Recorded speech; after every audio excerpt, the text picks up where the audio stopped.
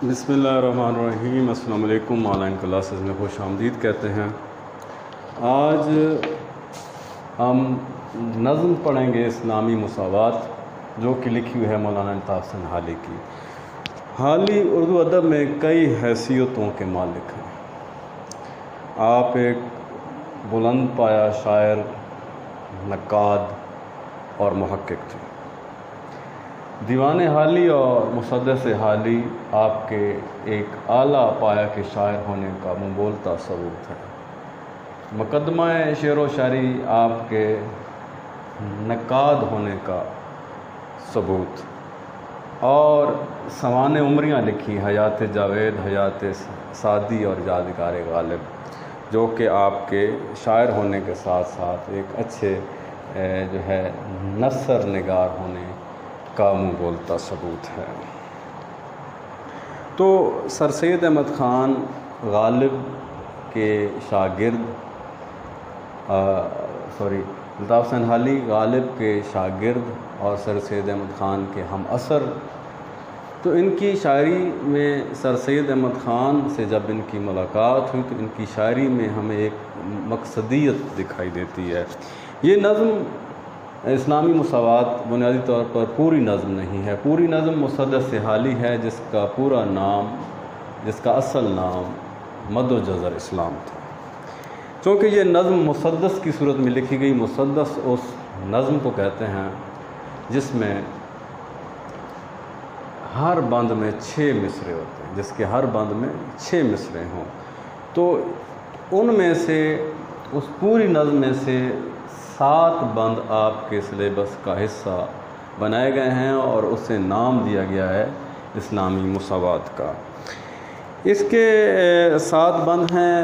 پہلے بند میں قوم کے زوال پر بحث کی گئی ہے کہ کسی بھی قوم پر زوال آتا ہے تو پھر کیا ہوتا ہے۔ اگلے جو 4 بند ہیں ان میں امراء اور سرمایہ دار لوگوں کی خرابیوں کا ذکر ہے کہ جب ان کے پاس مال و دولت کی فراوانی ہو تو پھر ان میں کون کون سی خرابیاں پیدا ہو جاتی ہیں۔ پھر جو 6واں بند ہے اس میں غرباء کی حالت زار کا نقشہ کھینچا ہے الطاف حسین حالی نے، اور آخری بند میں مساوات کا درس دے رہے ہیں کہ جس کا مرکزی خیال یہ ہے کہ انسان کو انسان کے کام آنا چاہیے۔ جب کسی قوم پر زوال آتا ہے، اس کا اب خلاصہ یوں ہے اس نظم کا کہ جب بھی کسی قوم پر زوال آتا ہے تو سب سے پہلے اس کے امراء اور سرمایہ دار لوگوں کی زندگیاں خراب ہوتی ہیں، ان میں کوئی خوبی اور ہنر باقی نہیں رہتا، اور وہ دنیا اور آخرت سے بے نیاز ہو جاتے ہیں، ان کی دنیا اور آخرت کی کوئی فکر نہیں کرتے، وہ مظلوم کے حال پر رحم نہیں کرتے، وہ مرتے دم تک غفلت میں پڑے رہتے ہیں۔ اگر ساری دنیا بھوک سے مر رہی ہو تو انہیں کوئی فکر نہیں ہوتی، کیونکہ ان کے گھر میں سامان وافر موجود ہوتا ہے اور وہ عیش و عشرت کی زندگی گزار رہے ہوتے ہیں۔ دوسری طرف وہ غریب لوگ ہیں جنہیں بنیادی ضروریات بھی مہیا نہیں ہیں، ان کی زندگی قابل رحم ہے، لیکن کتاب ہدایت یعنی قرآن مجید کا پہلا سبق یہی ہے کہ ساری مخلوق اللہ کا خاندان ہے، اور جو اللہ کی مخلوق سے محبت کرتا ہے اللہ کو وہ بہت عزیز ہے۔ الغرض دوسروں کے کام آنا ہی زندگی کا اصل مقصد ہے۔ یہی عبادت، یہی دین اور یہی ایمان ہے کہ انسان دوسروں کے کام آئے۔ تو ہم جو پہلا بند ہے اس کا مطالعہ کرتے ہیں۔ کہتے ہیں کسی قوم کا جب لٹتا ہے دفتر تو ہوتے ہیں مسخ ان میں پہلے تونگر، کمال ان میں رہتے ہیں باقی نہ جوہر، نہ عقل ان کی ہادی، نہ دین ان کا رہبر، نہ دنیا میں ذلت نہ عزت کی پرواہ، نہ عقبہ میں دوزخ نہ جنت کی پرواہ۔ کہتے ہیں جب بھی کسی قوم پر زوال آتا ہے، دفتر الٹنا کا مطلب ہے زوال آنا، تو سب سے پہلے جن کی زندگیاں خراب ہوتی ہیں، جن کی زندگیاں تبدیل ہو جاتی ہیں، یکسر تبدیل ہو جاتی ہیں، وہ امیر لوگ ہیں۔ اس کا مطلب یہ ہوا کہ جو غریب ہیں ان کے پاس تو پہلے سے ہی کچھ موجود نہیں ہے، تو انہیں کسی چیز کے کھونے کا، ضائع ہونے کا دکھ یا غم نہیں ہے، تو امیر لوگوں کی زندگیاں تباہ اور برباد ہو جاتی ہیں، اور پھر ان میں خرابی بھی پیدا ہو جاتی ہے، دوسرا پہلو یہ ہے کہ دولت اگر پاس ہو تو پھر ان کے اندر جو ہے عیش و عشرت کے سامان مہیا کرنے کے بہت زیادہ مواقع ان کو مہیا ہو جاتے ہیں، اور وہ پھر اپنی منمانی کرتے ہیں، اپنی منمانی پر اتر آتے ہیں، اس خدا کی نہیں مانتے بلکہ اپنی ہی منمانی کرتے رہتے ہیں۔ ان میں پھر کمال ان میں رہتے ہیں باقی نہ جوہر، ان میں کوئی خوبیاں، جوہر اور کمال کا ایک ہی مطلب ہے کہ ان میں کوئی خوبیاں باقی نہیں رہتی، عقل ان کی ہادی نہیں رہتی، دین ان کی راہبری نہیں کرتا۔ انسان کے جتنے بھی جسمانی اعضاء ہیں اس میں جو شے ہدایت دینے والی ہے وہ اس کی عقل ہے، خرد ہے، فہم و فراست ہے، تو وہ ان کی پھر رہنمائی نہیں کرتی۔ نہ دنیا میں ذلت نہ عزت کی پرواہ، نہ عقبہ یعنی آخرت میں دوزخ نہ جنت کی پرواہ۔ دنیا میں انہیں عزت اور ذلت کی کوئی پرواہ نہیں ہوتی، اور پھر آخرت میں وہ جنت اور دوزخ کی کوئی پرواہ نہیں کرتے، بلکہ اس دنیا میں جو ان کے دل میں آتا ہے، جو ان کے جی میں آتا ہے اسے کرتے چلے جاتے ہیں، اطاعت خدا سے محروم ہو جاتے ہیں، اس کی پیروی نہیں کرتے، اپنی ہی منمانیاں کرتے رہتے ہیں، تو پھر ان کا نقصان ہو جاتا ہے۔ دوسرے جو بند ہے اس میں کہتے ہیں نہ مظلوم کی آہوزاری سے ڈرنا، نہ مخلوق کے حال پر رحم کرنا، ہوا و ہوس میں خودی سے گزرنا، تعیش میں جینا، نمائش پہ مرنا، سدا خواب غفلت میں بے ہوش رہنا، دم نزع تک خود فراموش رہنا۔ جی تو کہتے ہیں کہ وہ ظلم پر اتر آتے ہیں، مظلوموں پر ظلم کرتے ہیں، اور ان کی آہوزاری سے خوفزدہ نہیں ہوتے، حالانکہ وہ جانتے ہیں کہ مظلوم کی آہ سب سے پہلے آسمان پر پہنچتی ہے، اور اللہ تعالیٰ اس شخص کو کبھی معاف نہیں کرتا جو ظلم کرتا ہے کسی پر۔ تو مخلوق کے حال پر رحم نہیں کرتے، مخلوق سے مراد ہے غریب غرباء کے حال پر وہ لوگ پھر رحم نہیں کرتے، ہوا و ہوس میں اپنی نفسانی خواہشات کی پیروی میں جو ہے وہ بہت آگے نکل جاتے ہیں، اور جو ان کے دل میں آتا ہے وہ اسے انجام دیتے ہیں۔ تعیش کا مطلب ہے عیش و عشرت، عیش و عشرت کی زندگی ان کا شیوا بن جاتی ہے، نمائش پہ مرنا، نمائش، دکھاوا، خود پسندی، ریا، آپ جو کچھ بھی کہہ لیں، ان کا لباس ایسا ہوگا، ان کی چال ڈھال ایسی ہوگی، ان کی گفتگو کا انداز ایسا ہوگا کہ جس میں سے خاکساری جو ہے وہ نہیں دکھائی دے گی بلکہ غرور دکھائی دے گا۔ حالانکہ ہونا تو یہ چاہیے کہ انسان خاک سے ہے تو پھر اس کے اندر خاکساری کا عنصر ہونا چاہیے، اس کے اندر جو ہے عاجزی ہونی چاہیے، اس کے اندر دوسروں کے لیے ہمدردی کا جذبہ ہونا چاہیے، لیکن ایسی کوئی بات پھر ان لوگوں میں نہیں رہتی۔ سدا خواب غفلت میں بے ہوش رہنا، وہ ہمیشہ خواب غفلت میں رہتے ہیں اور غافل رہتے ہیں، دین سے بھی غافل رہتے ہیں، اللہ سے بھی غافل رہتے ہیں، اس کے احکامات سے بھی غافل رہتے ہیں۔ دم نزع تک، دم نزع کا مطلب ہے جو ہے آخری وقت تک، موت کی آخری ہچکی تک انہیں پھر ہوش نہیں آتا، اور وہ خود کو بھول جاتے ہیں کہ ہمیں کس لیے بھیجا گیا تھا اور ہم نے جہاں پر آ کر کیا کچھ کیا ہے۔ تیسرے شعر میں کہتے ہیں پریشاں اگر قحط سے ایک جہاں ہے تو بے فکر ہیں کیونکہ گھر میں سما ہے، اگر باغ امت میں فصل خزاں ہے تو خوش ہیں کہ اپنا چمن گل فشاں ہے، بنی نوع انسان کا حق ان پہ کیا ہے، وہ ایک نوع بشر سے جدا ہے۔ کہتے ہیں اگر ہر طرف بھوک اور افلاس کے سائے منڈلا رہے ہوتے ہیں، اناج مہیا نہیں ہوتا، تو وہ لوگ بے فکر ہوتے ہیں کیونکہ ان کے گھر میں اناج کے انبار لگے ہوتے ہیں۔ اگر باغ امت میں فصل خزاں ہیں، اگر امت پر کوئی جو ہے مصیبت پڑی ہے اور فصل خزاں ہے، یہاں فصل خزاں سے مراد ہے خزاں کا موسم، لیکن جہاں مراد ہے مصیبتوں کا زمانہ، تو خوش ہیں کہ اپنا چمن گل فشاں ہے۔ تو وہ لوگ امیر امراء سرمایہ دار خوش ہوتے ہیں کہ ان کے پاس تو سب کچھ مہیا ہے، اگر کسی کے پاس کچھ نہیں ہے تو کیا ہوا، ان کے پاس تو سب کچھ موجود ہے۔ گندم امیر شہر کی ہوتی رہی خراب، بیٹی کسی غریب کی فاقوں سے مر گئی، انہیں اس بات کی پرواہ نہیں ہوتی کہ کوئی مرتا ہے یا جیتا ہے، ان کے دل میں تو یہ بات ہوتی ہے کہ میرے پاس کتنی دولت ہے، میرے پاس کتنا اناج ہے۔ بنی نوع انسان کا حق ان پہ کیا ہے؟ الطاف حسین علی کہتے ہیں کہ ان لوگوں کا کیا کوئی حق نہیں ہے؟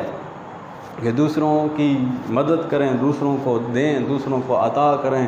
اگر اللہ تعالیٰ نے انہیں رزق وافر دیا ہے، سامان فراواں دیا ہے، تو اس میں سے یہ پھر خرچ کیوں نہیں کرتے؟ اس میں سے یہ پھر دوسروں کو عطا کیوں کچھ نہیں کرتے؟ تو وہ ایک نوع بشر سے جدا ہے۔ کیا یہ امیر لوگ ان غریبوں سے جدا ہیں؟ کیا یہ انسان نہیں ہے؟ یہ کوئی فوق البشر ہیں؟ یہ کوئی اعلیٰ انسان ہے؟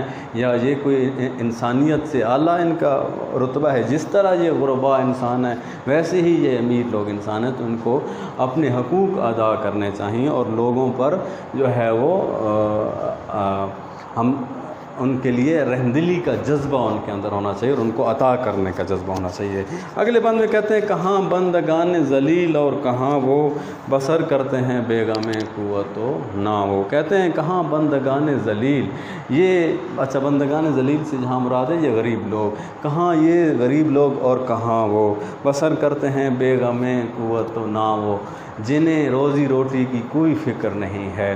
یہ امیروں کو روزی روٹی کی فکر معاش کی کوئی فکر نہیں ہے۔ پہنتے نہیں جو سمورو کہتا وہ ریشمی لباس اور برفانی ریچھ کی اون سے بنے ہوئے جو لباس ہیں، قیمتی لباس ہیں، وہ لباس پہنتے ہیں۔ مکان رکھتے ہیں رشک خلد جناں وہ، اور مکان ان کے ایسے ہیں کہ جن پر جنت کے گھر بھی رشک کرتے ہیں۔ یہاں جو ہے شاعر نے مبالغہ آرائی کا سہارا لیا ہے کہ بات کو اس قدر بڑا چڑھا کر بیان کرنا شاعری میں کہ وہ حقیقت سے بالکل دور ہو جائے۔ تو جہاں بھی وہی ہے، جنت جیسے گھر تو کہیں پر بھی نہیں ہے، لیکن جہاں جو ہے یہ بیان کر رہے ہیں کہ ان کے گھر ایسے ہوتے ہیں جن پر جنت کے گھر بھی رشک کرتے ہیں۔ تو یہ شعری تقاضوں کے مطابق کہا گیا ہے۔ نہیں چلتے وہ بے سواری قدم بھر، نہیں رہتے بے نغمہ و ساز دم بھر۔ بغیر سواری کے ایک قدم نہیں چلتے، اور بغیر موسیقی کے ان کا ایک لمحہ نہیں گزرتا۔ اگلا جو 5واں بند ہے اس میں کہتے ہیں کمر بستہ ہیں لوگ خدمت میں ان کی، گلو لالہ رہتے ہیں صحبت میں ان کی، نفاست بری ہے طبیعت میں ان کی، نزاکت سداخل ہے عادت میں ان کی، وہ دواؤں میں مشک ان کی اٹھتا ہے ڈھیروں، وہ پوشاک پہ عطر ملتے ہیں شیروں۔ یعنی کمر بستہ ہیں لوگ خدمت میں ان کی خدمت کرنے کے لیے لوگ ہمہ وقت تیار رہتے ہیں، ان کے نوکر ان کی خدمت کرنے کے لیے ہر وقت جو ہے وہ تیار رہتے ہیں، اور ان کی محفلوں میں خوبصورت لوگ شرکت کرتے ہیں، اور نفاست ان کی طبیعتیں بڑی نفیس ہوتی ہیں، اور ان کی عادت میں نزاکت ہوتی ہے، اور ان کی جو دوائیں ہیں، وہ جو میڈیسن استعمال کرتے ہیں وہ بھی خوشبودار ہوتی ہیں، اور وہ جو ہے بہت زیادہ مقدار میں جو ہے وہ خوشبو کا استعمال کرتے ہیں۔ حالی امیروں کا ذکر تفصیل سے بیان کر رہے ہیں کہ جن کے بگڑنے سے پوری قوم پھر جو ہے وہ بگڑ جاتی ہے، وہ پھر اتنے سست ہو جاتے ہیں کہ ہمیشہ جو ہے آرام اور سکون وہ چاہتے ہیں، اور وہ نفیس لوگ بن جاتے ہیں، ان کی طبیعتیں نفاست بری ہو جاتی ہیں، کیونکہ ہر شے مہیا ہوتی ہے، انہوں نے غربت دیکھی نہیں ہوتی، تو وہ پھر امیروں کی سی زندگی میں ہی وہ اپنی امیرانہ زندگی میں ہی رہنا جو ہے وہ پسند کرتے ہیں۔ اگر نہ زہرہ جبینوں کے درمیان گزرے تو پھر یہ کیسے کٹے زندگی کہاں گزرے، جگر مراد آبادی نے کہا تھا۔ تو اسی وجہ سے ان کی طبیعتیں بہت نفیس ہوتی ہیں۔ اب جو 6واں بند ہے اس میں غربا کا ذکر ہے۔ جو پہلا بند تھا اس میں امیروں کی تباہی کا بیان تھا اور ان کی خرابیوں کا ذکر تھا۔ پھر ہم نے جو 4 بند پڑھے ان میں سرمایہ داروں کے پاس جب سرمایہ ہو تو ان کی طبیعتیں کیسی ہو جاتی ان کا ذکر تھا، اور اب 6 بند میں غربا کی حالت زار کا نقشہ کھینچا ہے الطاف حسین حالین۔ کہتے ہیں یہ ہو سکتے ہیں ان کے ہم جنس کیوں کر نہیں چین، جن کو زمانے میں دم بھر، سواری کو گھوڑا نہ خدمت کو نوکر، نہ رہنے کو گھر نہ سونے کو بستر، پہننے کو کپڑا نہ کھانے کو روٹی، جو تدبیر الٹی تو تقدیر کھوٹی۔ کہتے ہیں یہ غریب لوگ ان کے جیسے، ان امیر سرمایہ داروں کے جیسے جو ہے وہ کس طرح ہو سکتے ہیں، جنہیں زمانے میں ایک لمحہ بھی سکون کا مہیا نہیں ہے، ان سواری کے لیے ان کے پاس کوئی گھوڑا مہیا نہیں، اور خدمت کے لیے ان کے پاس کوئی نوکر نہیں ہے، رہنے کو گھر نہیں، اور سونے کو ان کے پاس بستر نہیں، پہننے کو ان کے پاس کپڑا نہیں، کھانے کو ان کے پاس روٹی نہیں، ان کی تدبیر الٹی ہے اور تقدیر کھوٹی ہے۔ یہاں دو باتیں بیان ہوئی ہیں۔ تدبیر وہ سوچ ہے جو ہم اپنے بارے سوچتے ہیں، اور تقدیر وہ سوچ ہے جو اللہ ہمارے بارے میں رکھتا ہے۔ تو یہ دونوں انداز سے کہا ہے اس نے کہ ان کا مقدر ہی ایسا ہوتا ہے، ان کا جو نصیب ہے وہی ایسا بنایا جاتا ہے۔ تو کہیں بد نصیبی نے پیچھا نہ چھوڑا، کئی روح بدلے کئی بھیس دھارے، یہ کسی شاعر نے کہا تھا۔ کہیں بد نصیبی نے پیچھا نہ چھوڑا، کہیں بد نصیبی نے پیچھا نہ چھوڑا، کئی روپ بدلے کئی بھیس دھارے، کہ میں نے کئی روپ بدلے، میں نے کئی بھیس تبدیل کیے، لیکن بد نصیبی جو ہے میرے نصیب کے ساتھ جڑی ہوئی تھی۔ تو یہاں یہ تو میں خوش قسمت نہیں تھا، تو خوش قسمت ہوتا کون ہے؟ آج یہ بھی سماعت فرما لیں ایک ہی جملے میں کہ خوش قسمت وہ ہوتا ہے جو اپنی قسمت پر خوش ہے، جیسی اللہ تعالیٰ نے قسمت عطا کی ہے اس پر اگر خوش ہے، راضی ہے، تو وہ خوش نصیب ہے۔ آخری بند میں مساوات کا درس دیا جا رہا ہے کہ تمام مخلوق اللہ کا کنبہ ہے، خاندان ہے۔ تو کہتے ہیں یہ پہلا سبق تھا کتاب خدا کا، ہدایت دینے والی کتاب یعنی قرآن مجید کا جو پہلا سبق ہے وہ یہی ہے کہ ہے ساری مخلوق کنبہ خدا کا، کہ یہ ساری مخلوق اللہ کا خاندان ہے، اللہ کا خاندان ہے۔ ساری مخلوق اللہ کا کنبہ ہے، اور اللہ کے نزدیک سب سے زیادہ محبوب وہ ہے جو اس کے کنبے سے حسن سلوک سے پیش آئے۔ یہ حدیث کے الفاظ ہیں۔ یہ پہلا سبق تھا کتاب خدا کا کہ ہے ساری مخلوق کنبہ خدا کا، وہی دوست ہے خالق دو سرا کا، خالق دو سرا دونوں جہانوں کے خالق کا دوست وہی ہے۔ کون؟ خلائق سے ہے جس کو رشتہ ولا کا، جس سے اللہ کی مخلوق سے محبت ہے، اللہ کا دوست وہی ہے۔ یہی ہے عبادت، یہی دین و ایمان کے کام آئے دنیا میں انسان کے انسان۔ الطاف حسین حالی کہتے ہیں کہ یہ عبادت بھی یہی ہے، دین بھی یہی ہے، ایمان بھی یہی ہے کہ انسان اس دنیا میں انسانوں کے کام آئے۔ اقبال نے بھی کہا تھا ہیں لوگ وہی جہاں میں اچھے آتے ہیں جو کام دوسروں کے۔ تو امتحانی نقطہ نگاہ سے اس نظم کا خلاصہ آ سکتا ہے 5 نمبر کا، اور اس کے اشعار کی تشریح آ سکتی ہے 10 نمبر کی۔ آپ جانتے ہیں، آپ نے پیپر پیٹرن کا جو لیکچر ہے وہ دیکھا ہے، آپ سمجھتے ہیں ان 2 انداز سے یا یہ سوال آپ سے پوچھا جا سکتا ہے۔ یعنی ایک نظم کا جب آپ مطالعہ کر لیتے ہیں تو 5 نمبر کا خلاصہ اور 10 نمبر کی تشریح کا سوال آپ آسانی سے حل کر سکتے ہیں۔ تو یہاں یہ بات بتانا ضروری ہے کہ اگر ایسی کسی نظم سے اشعار آ جائیں جو مسدس کی صورت میں ہو، جو بند کی صورت میں ہو، تو ان کی تشریح ایک ساتھ آپ لکھیں گے دونوں اشعار کی۔ انشاءاللہ تعالی اگلی کلاسوں میں اسی طرح آپ کا اگلے لیکچر میں اسی انداز سے آپ کا سلیبس جاری و ساری رہے گا۔ مجھے اجازت دیجیے، خدا حافظ۔